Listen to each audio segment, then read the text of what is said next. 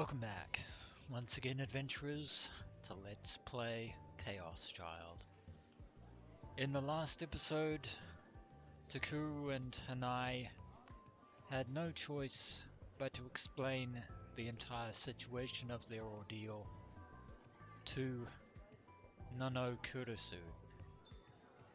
But Takuru was more than surprised and shocked when Kurusu revealed that she has been keeping things from him. Namely, not only revealing the fact that she and Senri Minamisawa were friends along with Kawahara. I don't know why I announced his name like that. But, yeah. Even more telling is the fact that Kurusu was all too aware of what Senri was going through, as well as the existence of the underground facility that she was being kept in. And on that subject, Detective Takeshi Shinjo was hoping to get some, intel of his own from said facility in order to get some warrants that he otherwise might not have been able to get through conventional channels, shall we say. Unfortunately, our previous excursion seems to have set off a domino effect, because when Shinji had hoped to infiltrate the facility in order to try and corroborate a lot of the things that Mio herself had witnessed, along with everyone else. Yeah, the problem is that the people in charge of the facility have definitely put us on notice, because they have evacuated everything. The computer monitor room, the victim house, room housing all the victims / patients.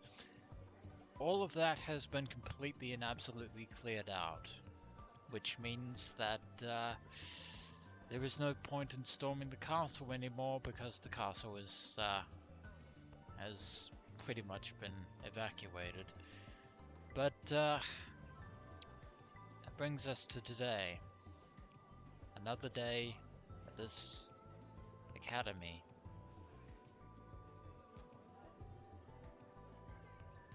Yeah,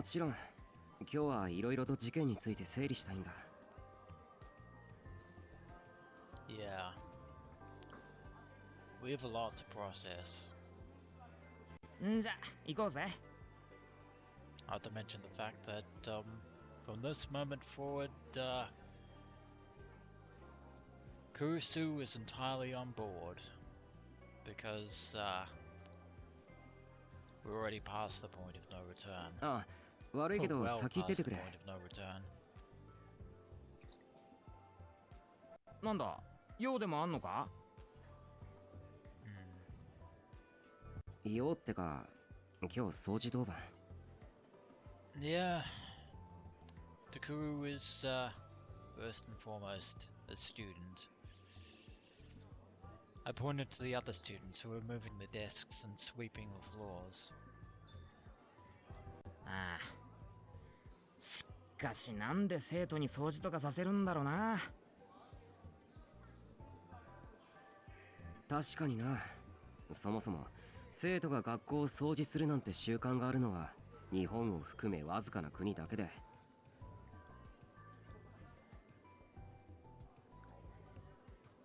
ああ、ストップ。一席ぶたなくていいから。んじゃ、後でな。Yeah, well, some help you were, Shinji.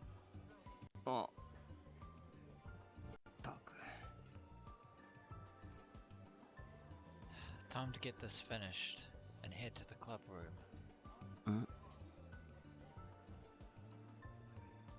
I saw a scrap of paper lying on the floor next to the garbage bin.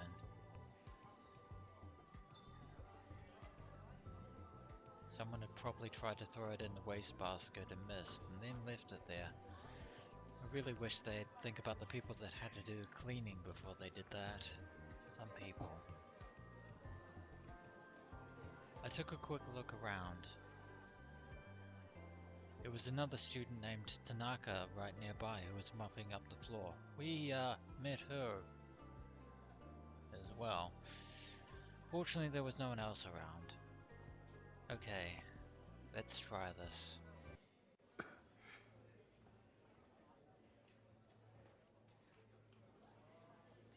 I visualized the scrap paper lifting off the ground. Probably not a good idea now that I think about it. This was more difficult than you'd think. If you lost your concentration for even a moment, it wouldn't work. どうだいけるか That depends. Is your power mired in telekinesis? I took the scene I had imagined and tried to strike Tanaka with it. That's a bit rude.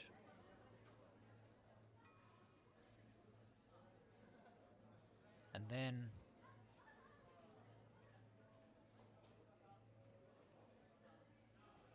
Yes.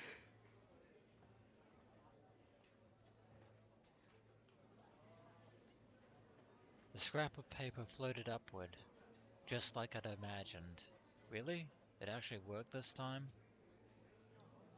And then it floated into the garbage can.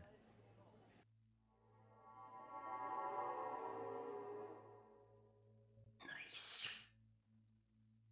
Okay, so if this is not a hallucination dream, Takuru has finally mastered his, well, certain aspects of his gigalomaniac abilities, although yeah, still kind of surprised that he can't actually draw his own personal D-sword, even though he can see it.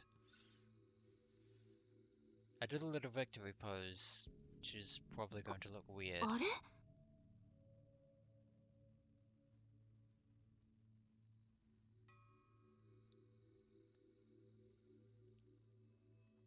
Tanaka was looking around in surprise. She looked at me, a little afraid. ねえ宮代くん あ、はい I なん think she ですか noticed. 今さなんか紙くずがね勝手にゴミ箱にはあ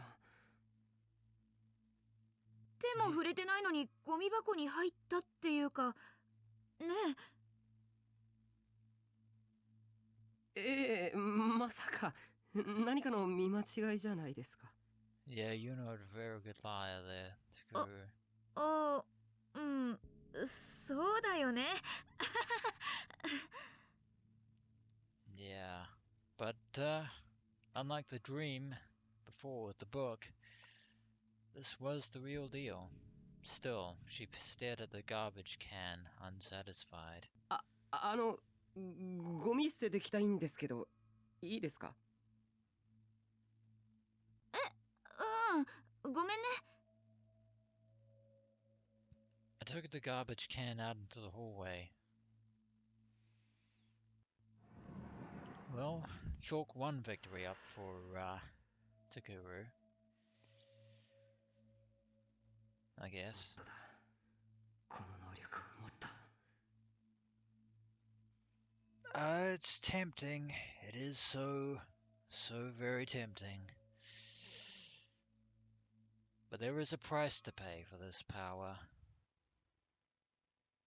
Chapter 7, The Resistance 2, In Time for the Eroding Past. Well, that was quick. Well, I say quick, but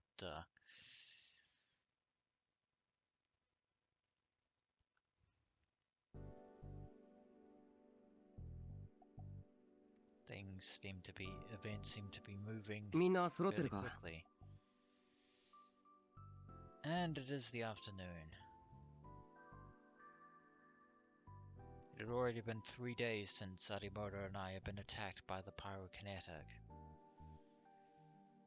We'd been worried she might attack us again, but until now nothing had happened.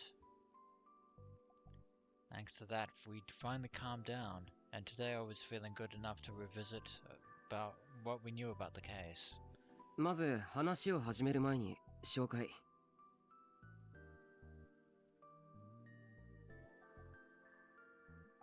チャオス、いつもニコニコ笑顔が一番、有村ひなえです。これからよろしくね。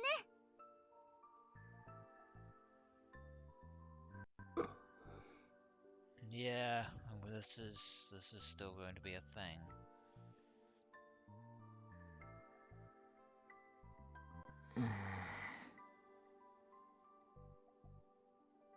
こちらこそよろしく。パチパチパチ。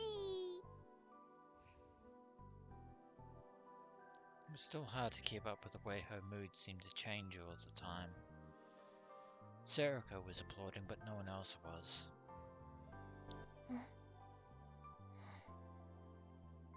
And Kazuki is nonchalant as always. Kazuki was playing ISO 2 or some other game like she always did. She turned around to take one look at Arimura, then went back to her computer screen. 有村は別に新聞部に入るわけじゃなく、あくまで協力してくれるということで。Yeah, she's still involved with whatever club she's belongs to. I actually forgot which 一 club 応 she 所 belonged 属は to. 文芸部なんで。でもまあ固いことは抜きにして、とりあえず来れるときは顔出すってことで、どうか一つ。Oh, Hanai is just reminding the literature club. For what it's worth, I'd already told all the newspaper club members about Arimura's power. ねえねえ、ひなちゃん、ちょっと聞いていい？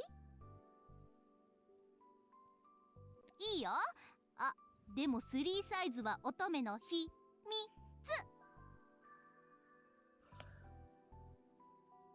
Don't think anyone asked. 有村の3サイズは別にな。おいこらてめえ貴様。 And then her mood changed again. Yeah, good job, Shinji. ひなちゃんってさ、どれが本当なの？明るかったり、真面目だったり、怖かったり。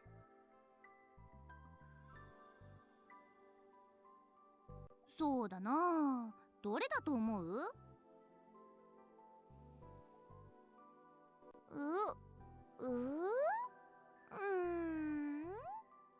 ？Yeah, it's hard to pinpoint, isn't it? やだな。そこまで真剣に考え込まれてもな。Can tell you which one it isn't. ただね、一つ言えるとしたらさ、嘘か本当か分かっちゃうっていうのはセリが思ってる以上にずっと大変だってこと。こうやってふざけてないとやってらんないくらいにね。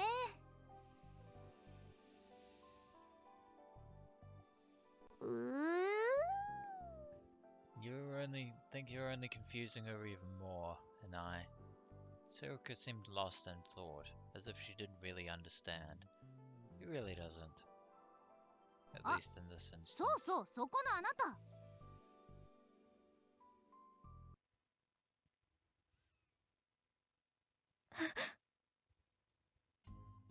Kazuki jumped a little. ねえねえ彼女、君さ1年だよね。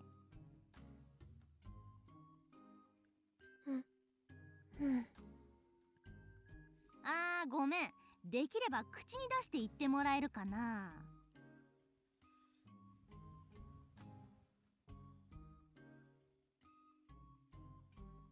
ああ、ひなちゃん、ダメだよ。はなちゃんは喋らないから。え、そうなの？ Yeah, it's kind of a long story.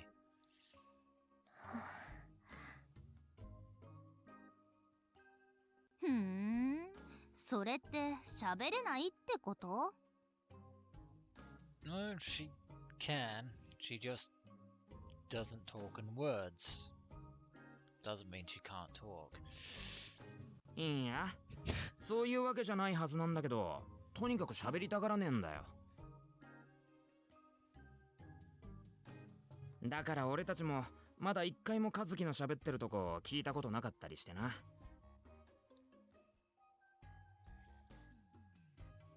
Indeed. へえ、そうなんだ。And you find that amusing. Why? Arimura stared at Kazuki's face.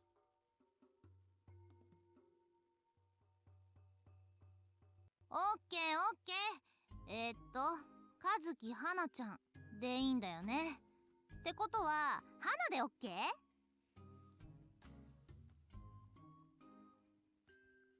うん。じゃ花、これからよろしく。I thought Arimura might have found it difficult to get along with Kazuki, but maybe I was wrong. I would say that the reverse is probably more accurate. I think Kazuki is going to find Arimura somewhat unbearable. Though it's probably not going to be hard for Hanai to see when Kazuki is telling the truth or not about certain things. Since Kazuki didn't talk, it might actually make it easier for her, since she didn't have to worry about knowing if she was lying. それじゃあ早速始めるか。Yeah, enough with the introductions. You have more pressing matters. 待ってくれ。その前にもう一つ言っておかなきゃいけない。実はクルスが。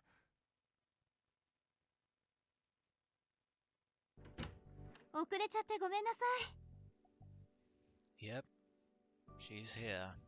Kurusu opened the door and came inside. Her injury had healed, and Dad had told her that it was okay for her to move around, so she'd come back to school today. 副部長。もう話始まってる？あ、いや、俺たちは別に例の事件についての話とかこれっぽっちも。Yeah, here's the thing, Shinji. She knows. いいんだ伊藤。あ？ Yeah, she's joining the team, as it were. クルスも一緒に事件の解明をしてくれることになった。え、そうなのか？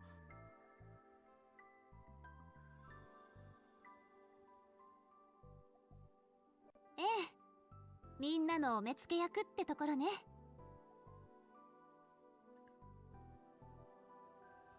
Kurusu glanced at me for just a moment, worried. But it was only for a moment, and then she was back to normal. とにかくこれまでの事件について意見を聞かせてもらうわ。少しでもおかしなところがあれば遠慮なく指摘するからそのつもりで。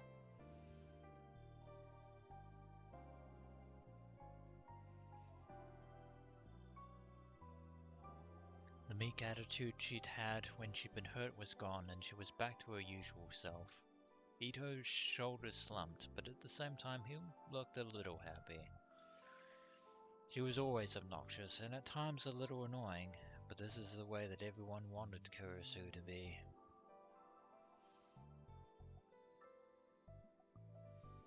じゃあ全員揃ったところでミーティングを始めようと思うんだけど、先に一つ見ておいてほしいものがあるんだ。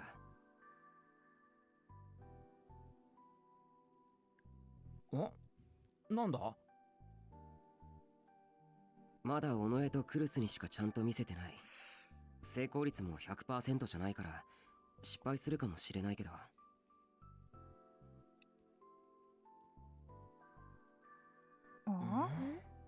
It does work.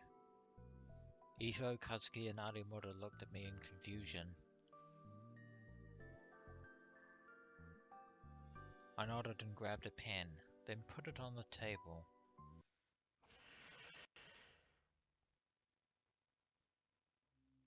I tried my best to focus.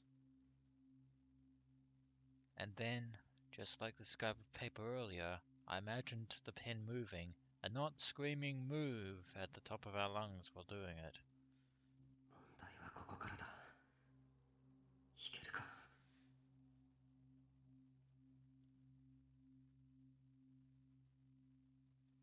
As I focused as hard as I could, I slowly saw it appear in the corner of my eye. よし、来た。 Now what that was left was to imagine my delusion infecting everyone else.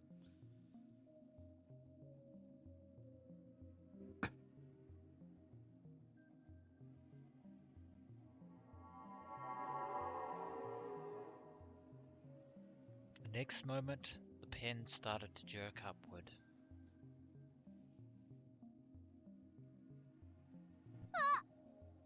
There it is. Oh! And this time, it's no dream. Yay! Yay! No embarrassment either. The three of them raised their voices in surprise as the pen slowly moved upward. Of course, doing so requires quite a bit of mental effort. When I stopped imagining the floating pen, the D sort of disappeared from my field of vision, and the pen slammed back down on the table. おい、宮代、すげえよ。 Yeah, although I have to be honest, it's much harder than it looks. Yeah, it might appear easy, but the effort involved is quite substantial.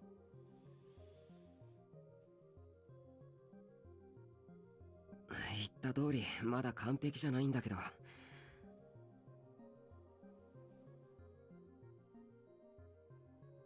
いつの間にできるようになったんです？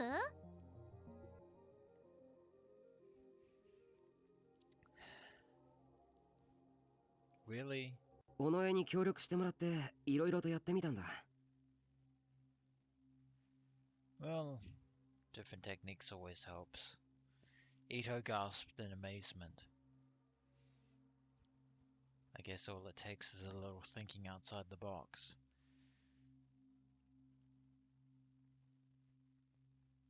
When the pyrokinetic attacked me, I was forced to accept that I was really a psychic. Really? Why can't we just use the word gigalomaniac instead of psychic? After that, I decided to master my power instead of running away from it, and I'd gone through a lot of trial and error to do so. At first, I tried to do it on my own, but that didn't go so well. And then I remembered what Kurusato had said. She said that a gigalomaniac accomplished a real boot by transmitting his delusions into the dead spots of another person's brain to create what she'd called a shared reality. Yeah, making the fake real instead of attempting it in reality on its own. That meant that if I didn't have someone to share my delusion with, it wouldn't work, right? Indeed. So when I started practicing with Serica, things began to go much better. Yeah. It all でも depends on 先輩、 perception. 言っておきますけど、そういうのいい気になって使ったりするとろくなことになりませんからね。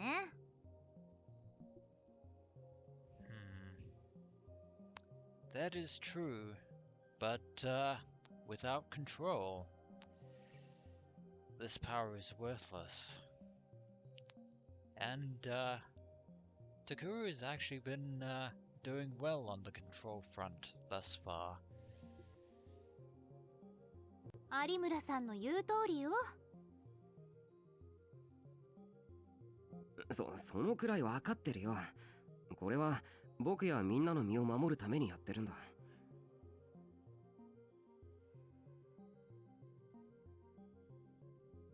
ふーん。だったらいいんですけど。 You may laugh, Farimura, but we are going to need this power. I was telling the truth. I managed to turn back the pyrokinetics flames at the last second. That was the only reason we survived. But that was only a coincidence born out of desperation.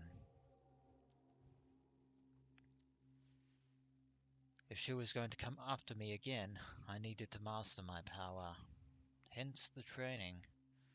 That's why I decided to practice like this. だけどさ、なんでだろうね。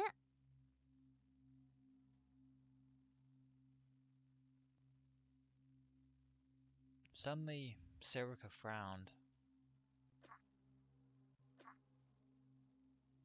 She was fiddling with her Gero froggy strap, like she always did when she was thinking about something. なんでだろうって何がだ？相変わらずいきなりね、セリカは。あなたの頭の中では話がつながってるのかもしれないけど。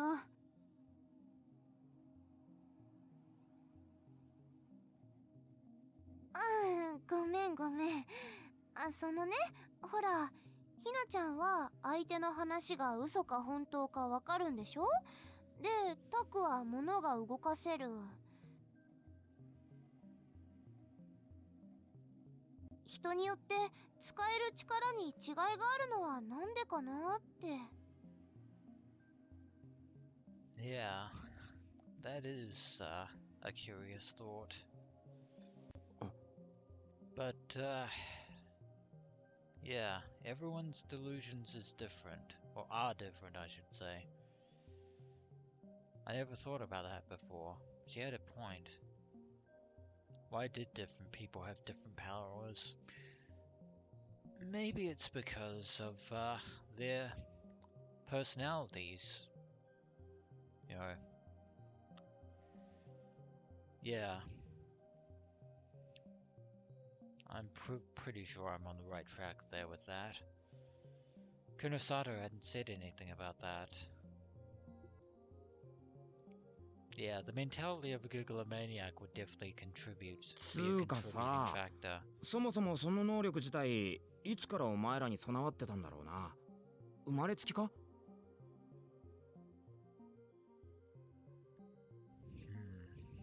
Another very pertinent question.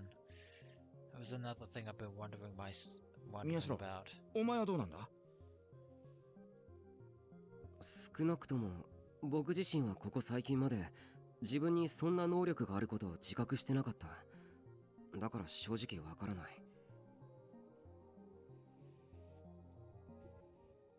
Yeah, it's hard to tell. そんじゃあ有村は？私は多分渋谷地震の後ですかね。あれ以降急に人の言葉の嘘が分かるようになったっていうか。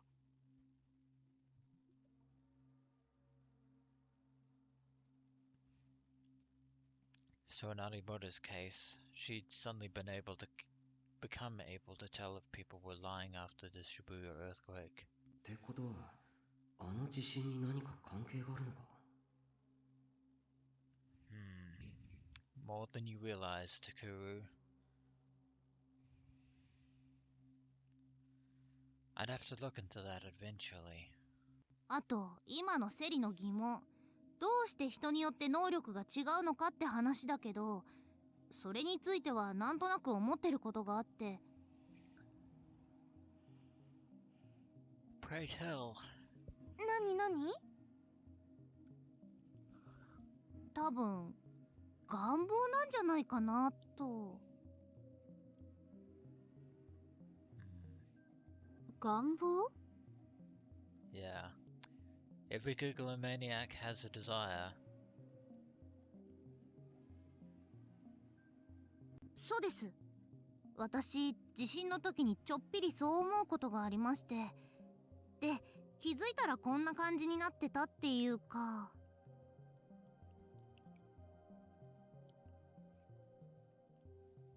そう思うことって？やだなあ。だから本当のことか知りたいって話。言わせないでよ、恥ずかしい。いや別に照れるとこじゃねえだろ。そもそも本当のことが知りたいなんて一体何があったんだよ。やだ先輩、やらしい。なんでそうなる。そういうのは痛いけな乙女の秘密なんですよ。だから聞いちゃダメ。ね。So she's refusing to budge on that line of inquiry, but as I hinted about in the episode where Hanai first demonstrated the fact that she could wield a D-sword, I seem to recall mentioning there is something else about the desires of a Gigolomaniac. Because as evidenced by those in ChäoS Head,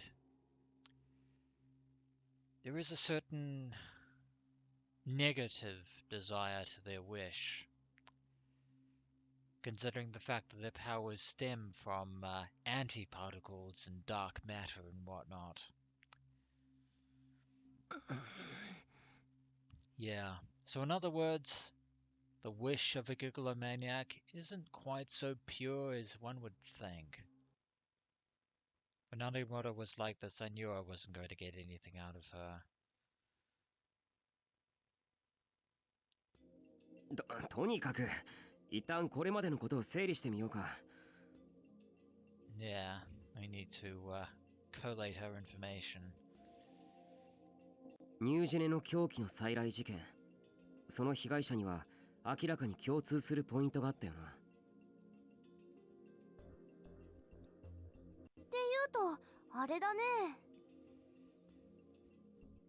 そう、前にも推測した通り、全員何らかの能力者だということだ。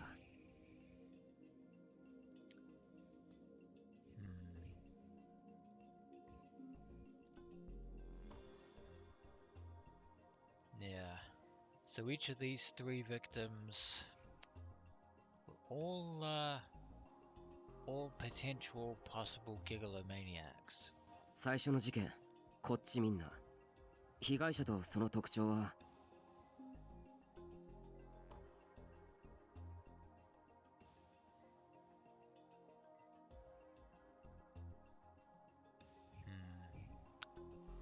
Well, we have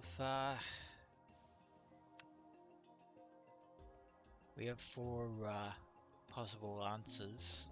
Yeah, we have four descriptions relating to each of the four cases thus far. And don't want to get this wrong, even though it should be somewhat obvious if we've been following this thus far. First case, Mr. Utani. He was famous for being able to predict the future. That was his whole gimmick. そう、多分予知能力があったってことだ。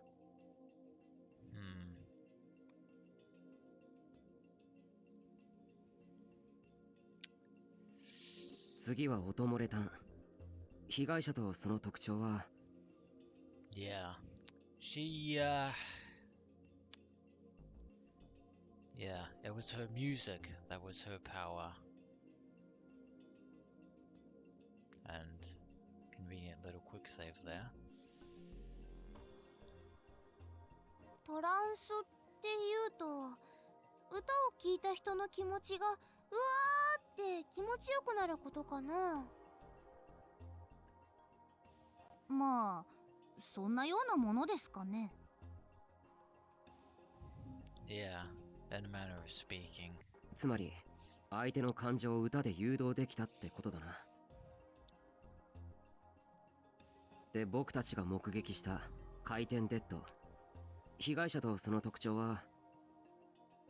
Yeah, third of course is Kaikita. Sorry, Kakita, not Kaikita. What am I still going on about? But it was his clients. 多分柿田って人はテレパシーを持っていたんだ。ええ、その通りです。私にはそう言ってました。And the fact that Hanai is confirming this is an interesting そして detail. 学園祭で起きたごっつぁんです。被害者とその特徴は Yeah, that's Watabe. There's only one thing left.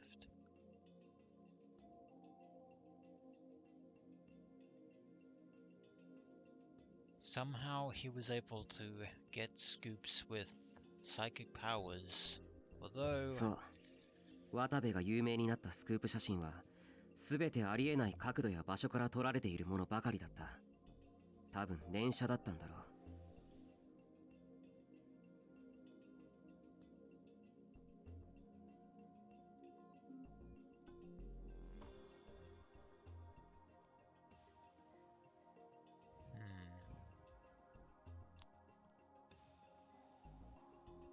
やっぱり私が言った通りですよ。どの能力者も願望が入ってる気しませんか？ Yeah, but again, the nature of that wish concerns me. Because it's very important to dig below the surface in order to get to the truth. But also, just reminding myself the number of gigalomaniacs that are still alive, which I believe came to about 5. There's Takuru, Hanai,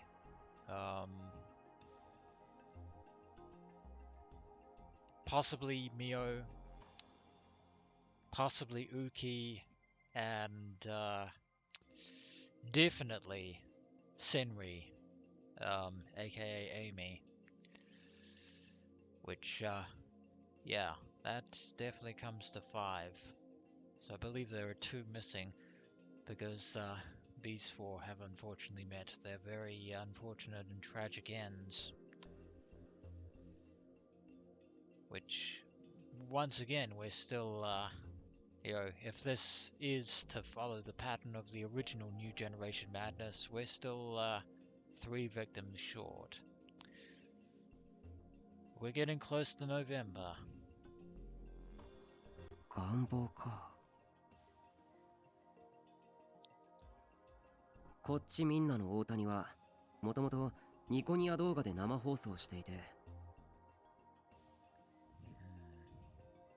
This is gonna be the tricky one. Or maybe not. You know, yeah.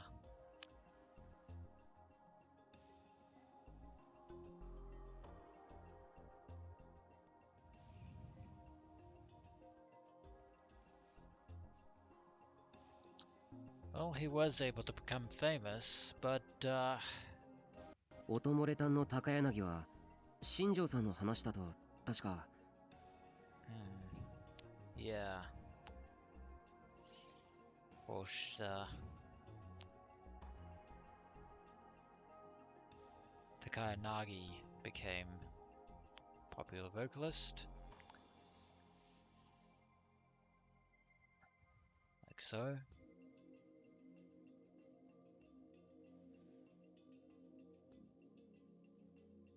回転デッドの柿田さんは僕たちじゃわからないな。有村は何か知ってるか？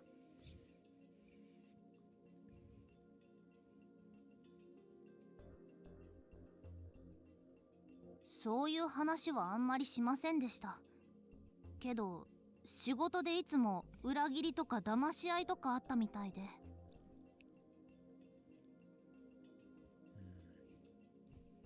でも能力を持ってからはその心配もなくなったって。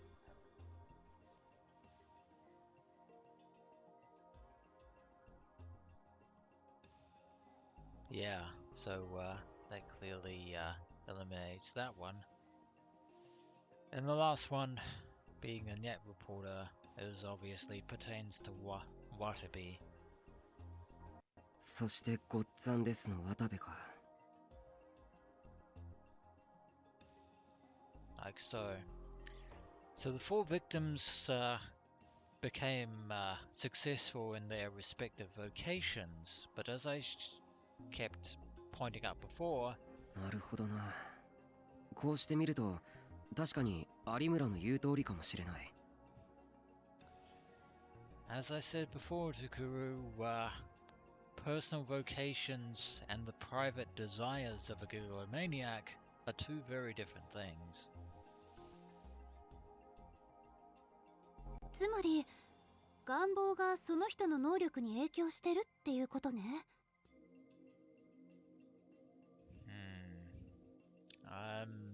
Wonder about that. ってことは宮代のその能力も何かの願望が現れてるってことか？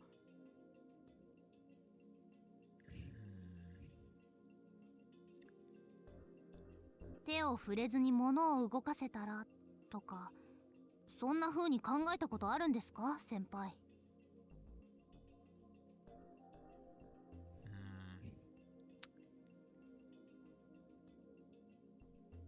Yeah.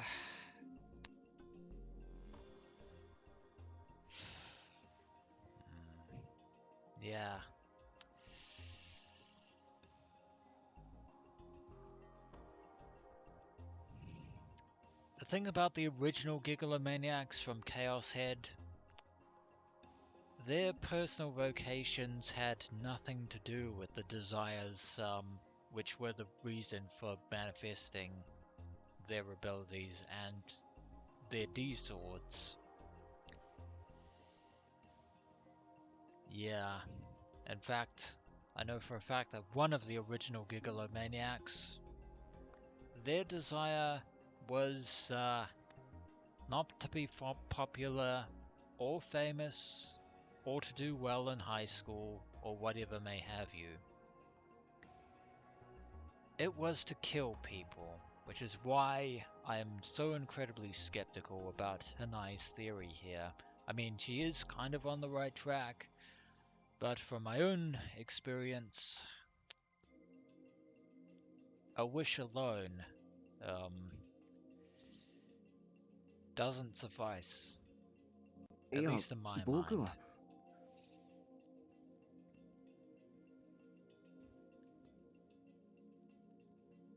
I couldn't think of any reason why I would want that power. あれじゃないタク。ほら、あの時タクって地震の後ずっと寝込んでたじゃない？ But maybe Serica does have an answer. そういえばあの頃のタクルは歩くのも大変だったから。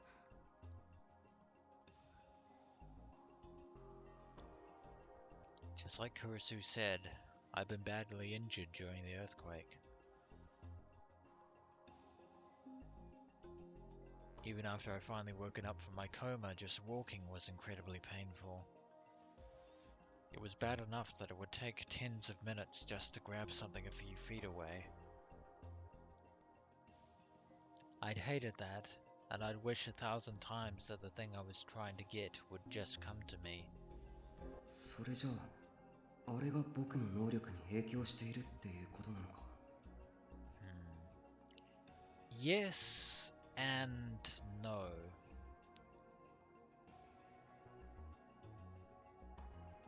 なるほどな。願望が能力に現れる説ってのはほぼ正解と考えて良さそうだな。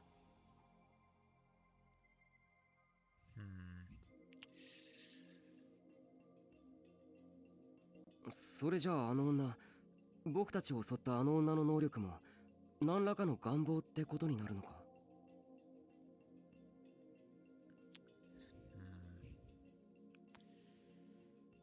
何かを燃やしたいと思ったってこと？ Indeed. In fact, hers is the only Gigolomaniac power that actually makes any sense in this instance. Her negative desire is clear for all to see. そこまで思い詰めるほど燃やしたいものってなんだろうな。It's not a question of what, but who she wants to burn so badly. お芋とか？ No, Serica Yams is not 冗 the 談言ってる answer. 場合かよ。 Somehow I don't think いえ she's kidding. 先輩、セリは本気でそう思ってます。マジか。 Yeah, that's Serica for you, ladies and gentlemen. なんかおかしなこと言った？ Never mind. Yeah, you did, Serica. まあいい。あの女がどうしてパイロキネシスを持つようになったかは今は置いとこう。もう一つ、あの女について考えたいことがある。大事なことなんだ。I looked at the faces of everyone in the room. あいつがこれまでの猟奇殺人事件の犯人かどうかってことだ。Yeah, that is the crux of the matter. She had clearly been trying to kill us. But that didn't mean that she was behind all the murders. True, because everyone died in strange and unusual ways. Yeah, it would be one thing if all the victims had been burned to a crisp in a fiery blaze, but that's not what happened. I looked back at the board. カズキ、例のものを頼む。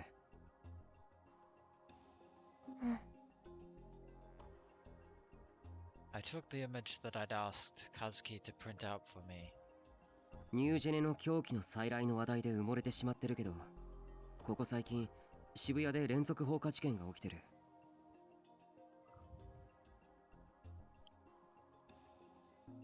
Everyone seemed to know this. They nodded.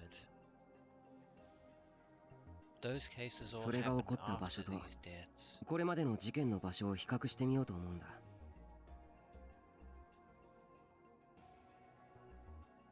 まず最初の事件、こっちみんな。現場はここ。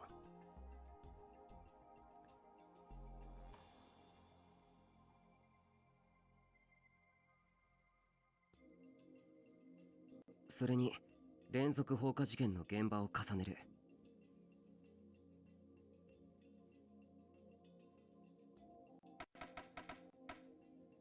All around there. It's in the vicinity, but that doesn't necessarily on its own うわー、すごい prove ね。 anything. だろ。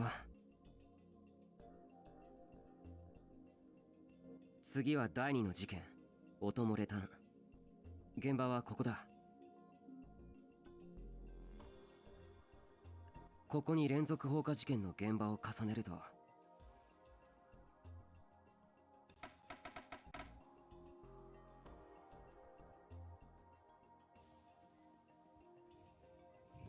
Okay, so now we have a pattern. おいおい、マジか。そして第3の事件、回転デッドが発生したラブホテル。このラブホテルの周りでも不審火が異常に発生してる。確かに集中してるわね。そうなんだ。そして第4の事件、ゴッツ・アンデスはみんなも知ってる通りこの学園で起こった。そしてそれに連続放火事件の現場を重ねてみると、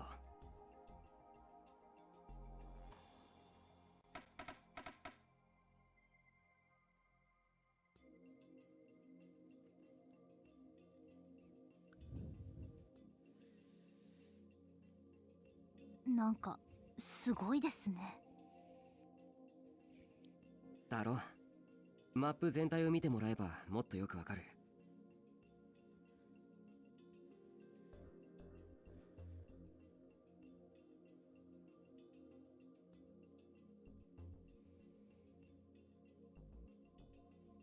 Yeah, all in the vicinities of the crime scenes.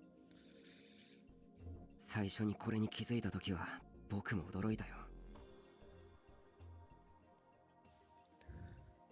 で、これらのデータから考えると、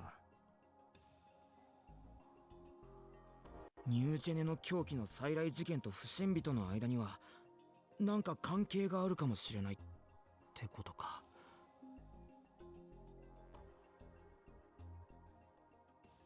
ああ、この通り偶然にしてはあまりにも場所が一致しすぎてる。あの女との因果関係を疑っていいんじゃないかと思う。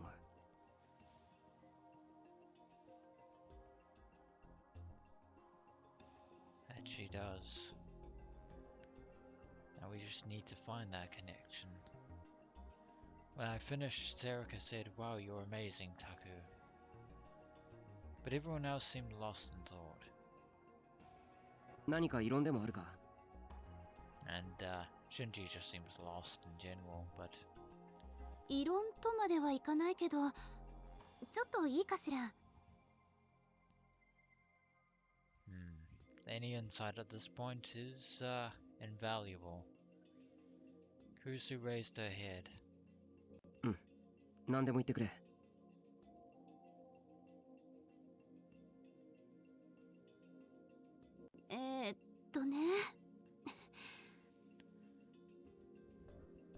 She stood up in such a way as not to put pressure on her injury, then moved in front of the board.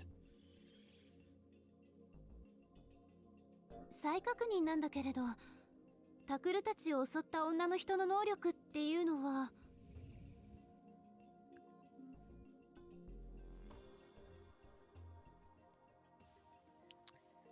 Well, this is an easy one we can answer. Pyrokinetic.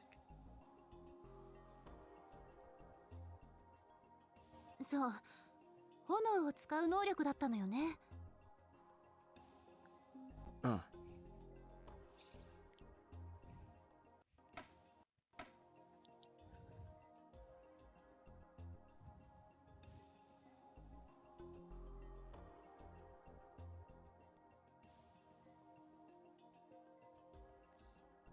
Based on the logic でも、 information we have so これまでの far. 殺人事件では炎なんて一回も使われていないじゃない。Indeed, Kurusu is raising something that obviously even, Takuru would have actually noticed. Yeah, there is, what I was talking about before.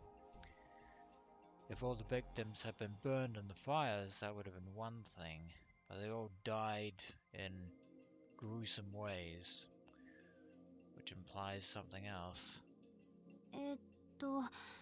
最初がこっちみんなだっけ？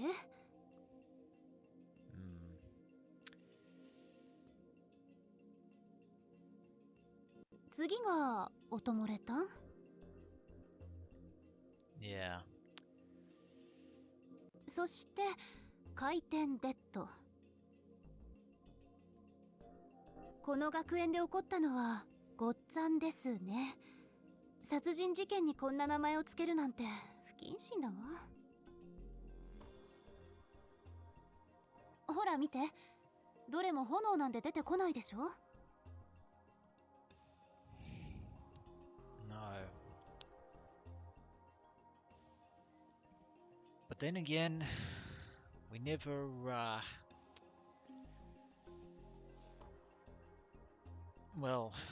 we never posited the theory that, the woman, that she was acting, alone. あれれ？確かにそうだね。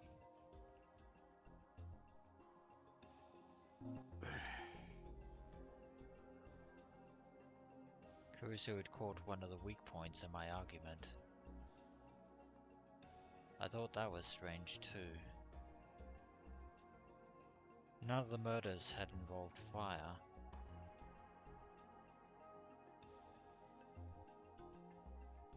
which meant that we had very little evidence to suggest that she was the killer. なあ、こういうのはどうだ。ハッカ女は自分の能力を試していたとか。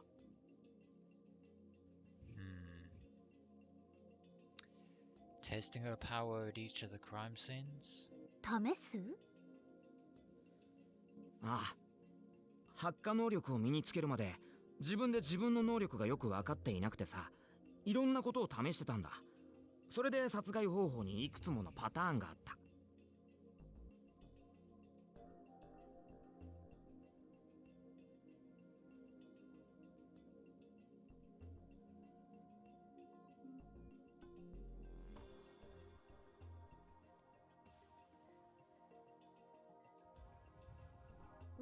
なるほど。しんちゃん頭いいね。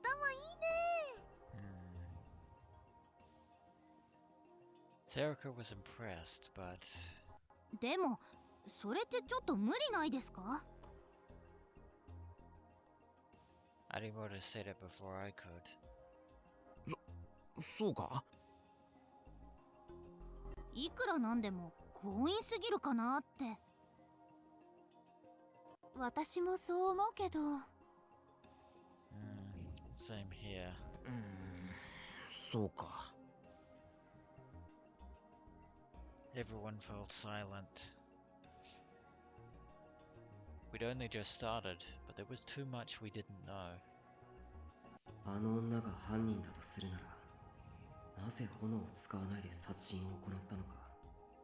そして、なぜあんな殺し方ができたのか。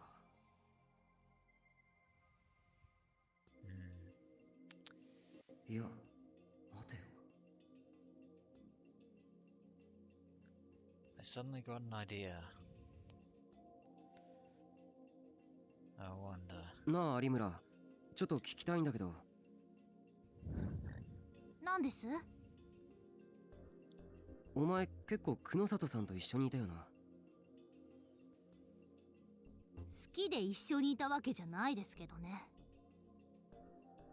That aside, Arimoto's disgust was plain. She must have really hated Kunosato. 久野里さんは能力について研究してるんだろ？何か言ってなかったか？ギガロマニアックスが持てる能力の数とか。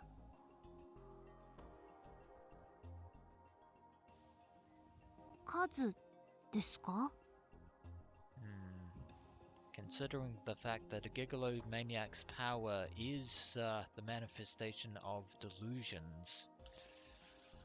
ああ、今まで気づかなかったけど、能力者は一人で一つの能力しか持つことができないとか決まってるんだろうか。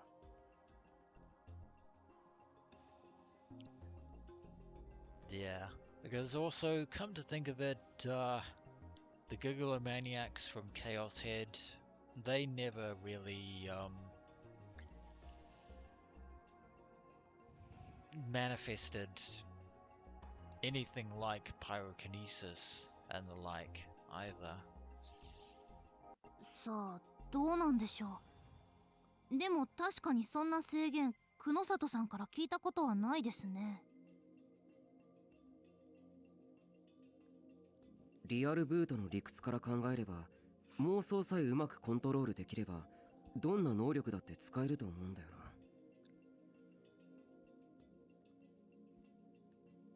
つまり、一人で複数の能力を持つことも可能なんじゃないかってことなんだけど。Yeah, especially since they're all bound by delusions.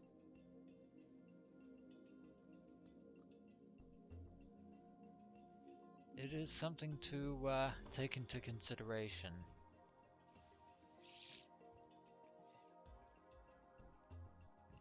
Ito put his hand on his chin and thought.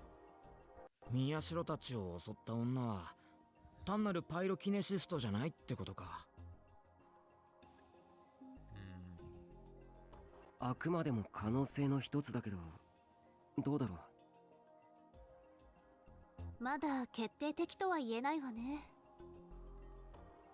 That's why there's a question mark in front of it. だったらさ、犯人の女には別の能力を持った仲間がいるという可能性もあるんじゃないか。仲間？ああ、そっか。複数犯ってことだな。I think we're starting to go down the right logic track here. There's always an accomplice.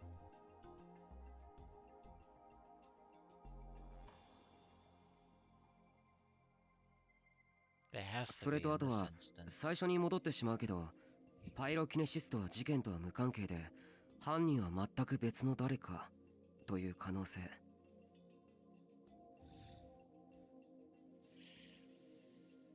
その場合、タクルたちが襲われた事件とこれまでの連続殺人事件は別のものだと考えるってことね。As much as I would love to confirm that, that is not true. But Kurusu desperately wants to believe that that's the case. There were too many possibilities to really know what was going on. ねえ、とりあえずこの件は保留にしない？多分結論は出ないわ。そうだな。とりあえず今はこのまま置いとこう。For now. 宮代と有村は警察に話したんだよな。お前らを襲った女のこと。はい。警察から何か情報はないのか？ The night we were attacked, we contacted Shinjo and told him what had happened, along with a description of our attacker. Arimoto had said she'd help draw a composite sketch too. The police had decided to look for her as a suspect in the arson case. If they could find her, they'd arrest her for that. But given the fact that she had evaded us, it's going to be easier said than done. Once they had her in custody, then they could find out if she was responsible for the murders. It's like, problem, you know, she can manipulate, well, she had fire, even if it is a projection of a delusion.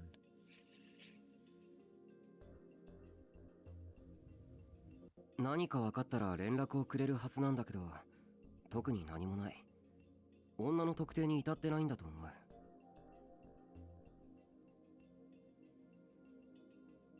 そっか。じゃあ女に関する推理は今のところここまでしかできないな。Not right now. だと思う。My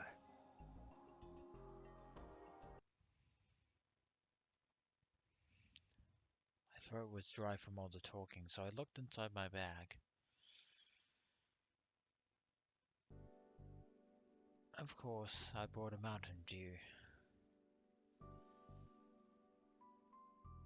I opened it and took a gulp.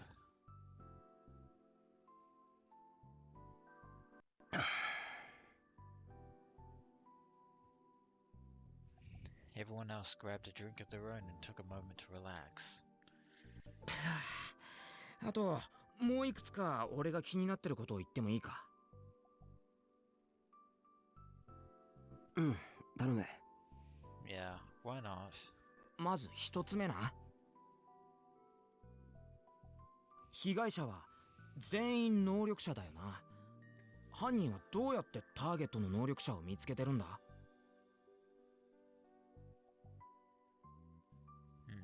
That is an excellent question. So many excellent questions. Ito's question was a good one, and one I'd known was coming. How'd they track them down? それについては一応考えてある。犯人は能力者を特定するために多分力士シールを使ってるんじゃないかと思うんだ。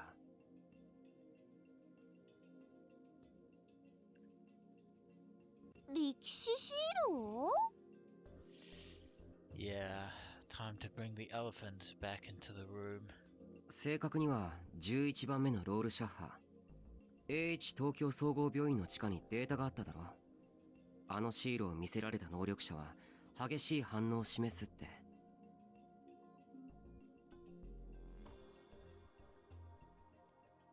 それは僕や有村も経験済みだ。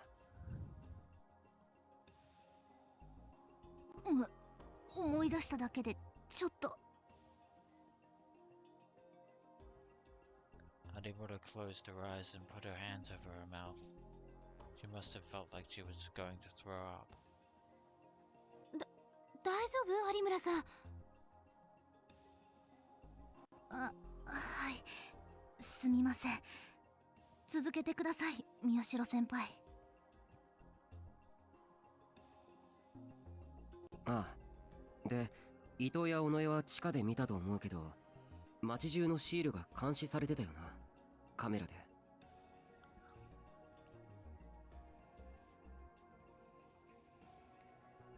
能力者の素質がある人間を集めて、その地下施設で実験するために。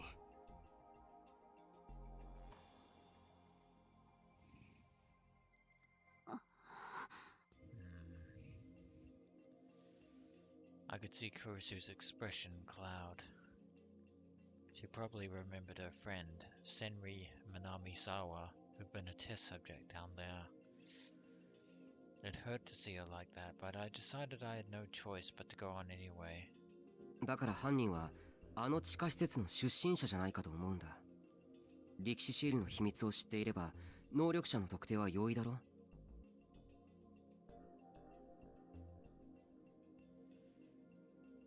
シールを見て過剰反応を起こしてる人間を探し出せばいい。事実僕や有村も力士シールのせいでパニックに陥った時、あの女に狙われたわけだし。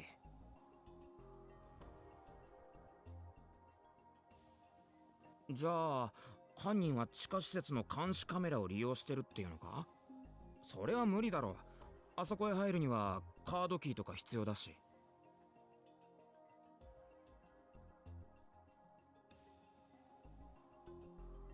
それにもう廃墟みたいだったよ。シールの監視とかされてなかったし、実験もやってなかったし。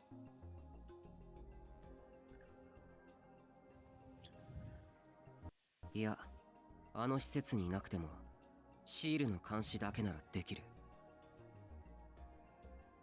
Indeed. え？ Kurusu nodded as if she understood. タクルの言いたいこと分かったわ。カメラで監視してるとかじゃなく、実際にシールの近くで見張っていて、タクルや有村さんのような反応を見せた人を狙うのね。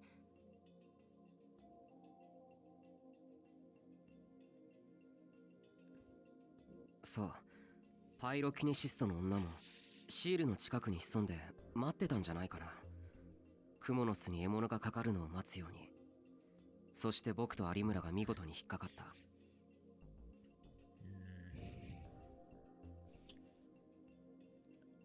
そいつはしかし気の長い話だな。And it would, but these people have patience like you wouldn't believe. でも不可能じゃない。けどさ、待って、その点に関しても今議論したって結論は出ないわ。保留にして次へ行きましょう。保留ばっかりだね。いいのかな。仕方ないわ。とにかく今は疑問点を出していくのが先だから。伊藤君、まだ気になることがあるのよね。ああ、あと2つなんだけど。Ito asked us two remaining questions. Summed up, this is what they were. なぜ今回の事件はかつてのニュージェネ事件と同じ日付に起きているのか。そもそもその動機は何なのか。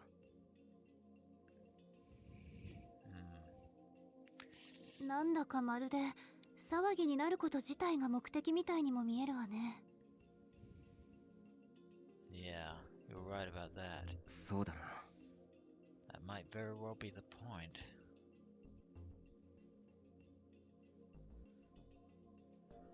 Everything from the dates to the way the murders were committed was chosen to be as sensational as possible.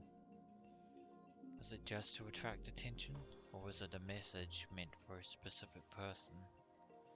それが犯行動機なんですかね。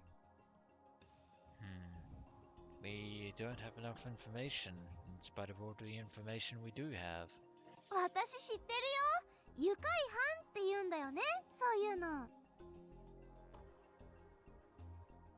劇場型犯罪とも言うよな。もしこの先もニュージェネ事件と同じ日付に犯行が行われるなら、次はノータリン事件と同じ日、10月23日ってことになるけど。 Yeah, we're still quite a way away from that. Which also meant nothing was going to happen until then. なるほど、だからか。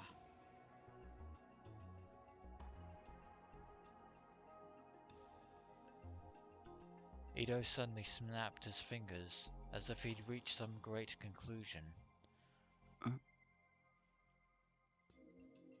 お前と有村さ、パイロキネシストに襲われたけど、結局女は宮代たちを殺さなかった。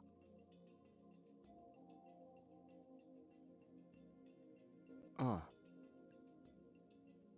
それって要するに殺す日じゃなかったってことじゃないかな。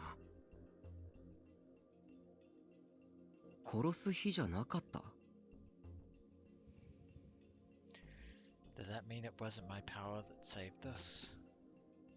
No, but it really felt like she was going to kill us.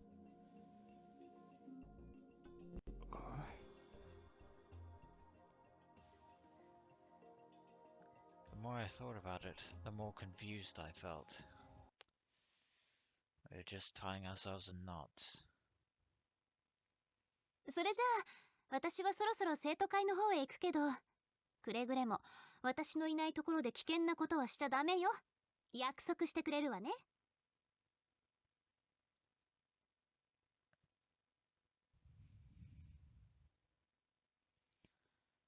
そんな何回も念を押さなくても分かってるよ。本当ね。うん。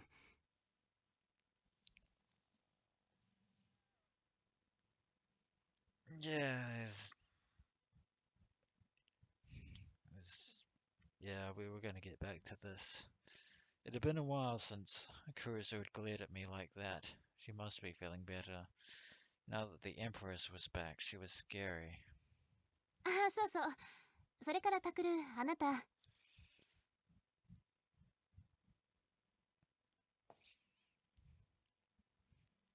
Kurusu got in close and whispered to me. 今夜から青葉寮に帰ってきなさい。え？狙われているのかもしれないんでしょ。今の場所に一人でいては危険よ。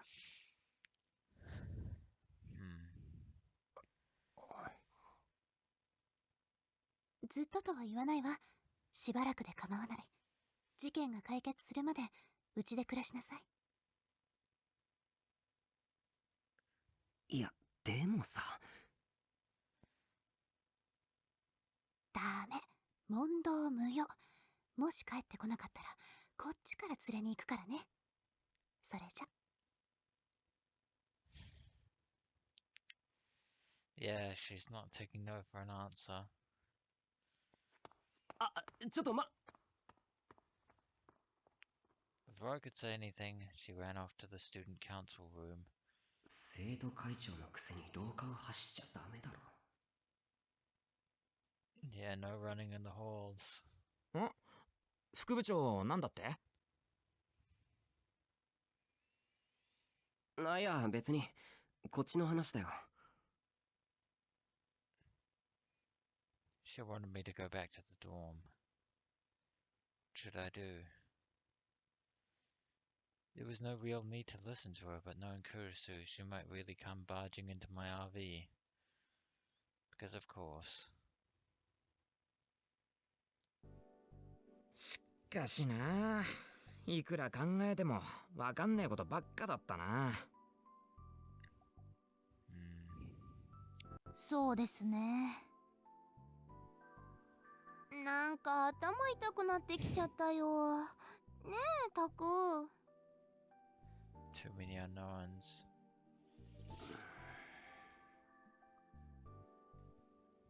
タク？ああ、そうだな。We hadn't really learned anything today. With no proof, just a bunch of guesses, hypotheses, theories, and other things. な、久野里さんに相談してみるってのはどうだ？ It's probably the only option we have, distasteful as it is. 久野里さんか。ほら、彼女なら俺たちの知らないこといろいろ知ってるんじゃねえのかなって。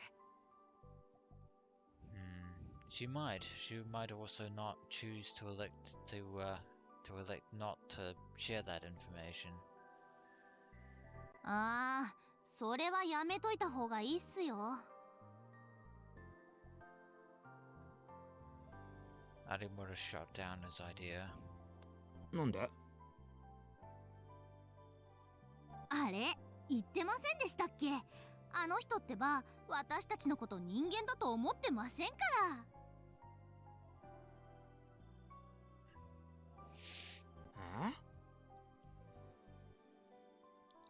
伊藤先輩だってあの人にひどい態度取られてたじゃないすか。それともそういうの喜んじゃう系とか？だったら私もそうしてあげますけど。I'd rather you didn't. だから俺はそういう趣味やねえっての。宮代と同じこと言うな。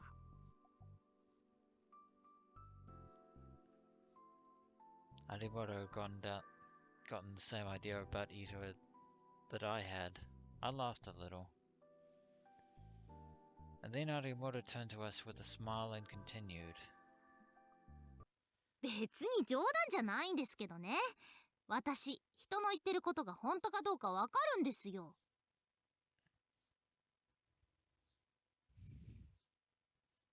久野里さん、私たちによくひどいこと言いますけど、本気で私たちが死ねばいいと思ってますから。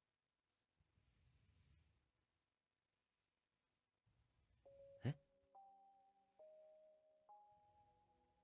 That was a surprise. Did you really hate us that much? What did we do? Arimura continued on in the same chipper tone a girl might use to discuss after-school plans with a friend. あの人の目には私たち害虫駆除のための実験台にしか見えてないみたいです。害虫と同じ扱いでいいんですか、伊藤先輩。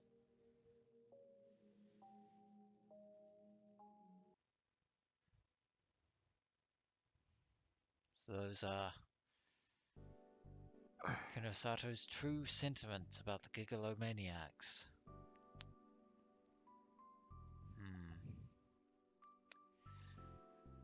But of course, it is time to take a break, and what better way to take a break than in the school cafeteria?